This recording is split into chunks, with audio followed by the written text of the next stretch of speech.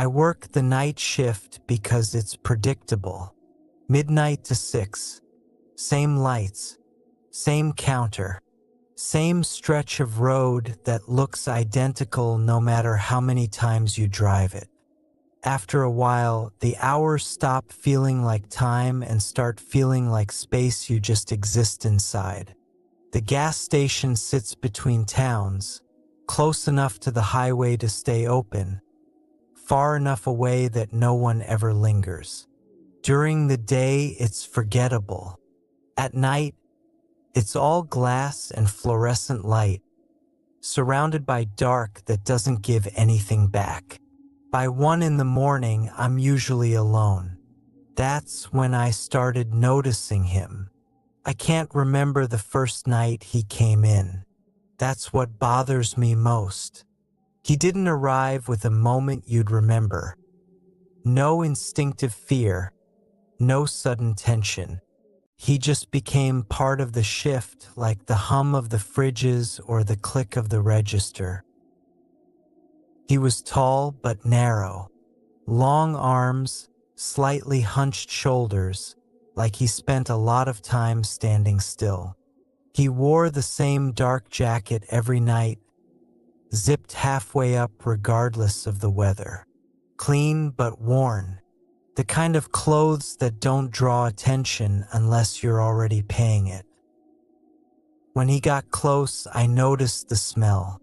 Not the usual gas station mix of fuel, coffee, and hot plastic. It was something else. Bleach and cheap citrus cleaner, layered together, sharp enough to sting the back of your nose. Like a bathroom that had been scrubbed too hard. Like someone trying to erase something instead of clean it. It didn't belong on a person. What stood out even more was how little he moved. Most people never stop adjusting themselves, shifting weight, touching their face, rocking slightly. When he stopped walking, he stopped completely, like someone had pressed pause. He never greeted me. Not rudely, just didn't. The bell would ring, and he'd stand just inside the door for a moment, head tilted slightly, as if he were listening for something beyond the store. Then he'd move slowly through the aisles, not browsing so much as confirming. And he watched me, not openly, not with any expression I could read. Just quiet attention, steady and patient.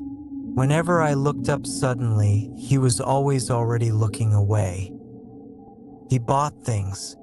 That's what kept me calm at first. Individually, they were nothing. Heavy bin liners, paper towels, cleaning sprays, always citrus, always unopened, latex gloves. Once, a hoodie from the clearance rack. Too big for him. He never bought food, never bought drinks, never bought gas. He paid in cash, exact change, and placed it on the counter carefully, aligning the bills before letting go. When I slid the receipt toward him, he never took it, just left it there. Every time. After a few weeks, the pattern settled in. He only came in when I was alone.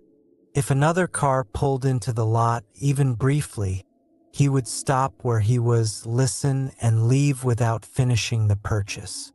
No hurry, no explanation. The bell would ring, the door would close, and the store would feel different afterward, like the air had shifted. I didn't tell anyone. There wasn't anything to say. I just started watching the lot more closely. One night, he didn't come inside. I felt it before I saw him, that pressure between the shoulders, the sense of being observed from a fixed point. I looked up.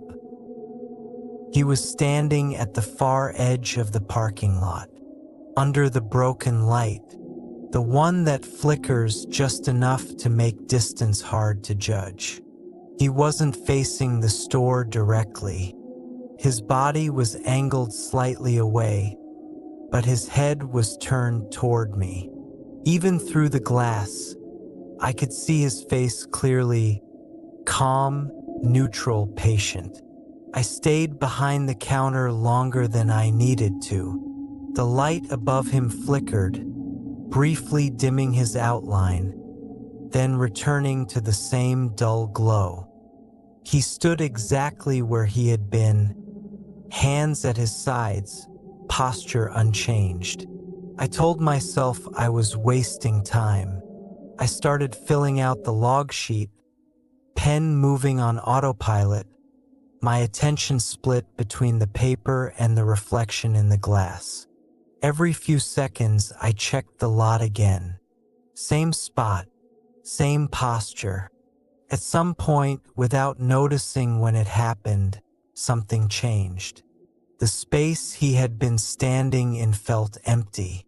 Not suddenly, not dramatically, just wrong. I looked up properly then, scanning the edge of the lot, expecting to see him walking away, heading toward a car I hadn't noticed. There was nothing, no headlights, no engine noise, no shape moving toward the road. I stood there, staring, trying to replay the last minute in my head. I couldn't remember seeing him leave. That was what unsettled me. The lot hadn't cleared itself. Felt like it had been cleared. 15 minutes later, I heard something at the back of the store. Not loud, not sharp, careful sound, like something being set down instead of dropped. The back hallway light was on. I hadn't turned it on. The hallway is narrow, a service passage that leads to storage and the rear exit. The light switch sits halfway down the wall, partially hidden behind stacked crates. The bulb flickers, throwing uneven shadows that don't quite reach the end. I stayed behind the counter, watching it. The smell reached me before anything else. Bleach, citrus, too strong. Cut through the usual station smells like it didn't belong to the room. The same scent he carried on his clothes, only fresher now, heavier, like it had been opened recently. I stepped out slowly. Each footstep sounded too loud. The closer I got, the colder the air felt, stale, unmoving, like it had been waiting. Halfway down the hall, I stopped. At the far end, just beyond where the light failed, something shifted. Not a step, a repositioning. A silhouette separated itself from the dark, tall, narrow, unmistakable. He didn't move toward me, didn't speak, just stood there, close enough now that I could make out the slope of his shoulders, the slight tilt of his head, like he was listening again, waiting. That's when I understood why he'd stood outside earlier. He hadn't been watching the store. He'd been checking the lot, making sure no one else would come. The light flickered once, then steadied. I became aware of my breathing, how loud it sounded, how exposed it felt in the quiet. And then I smelled it again. Bleach, citrus, strong enough to sting. Only this time it wasn't coming from the hallway. It was right behind me,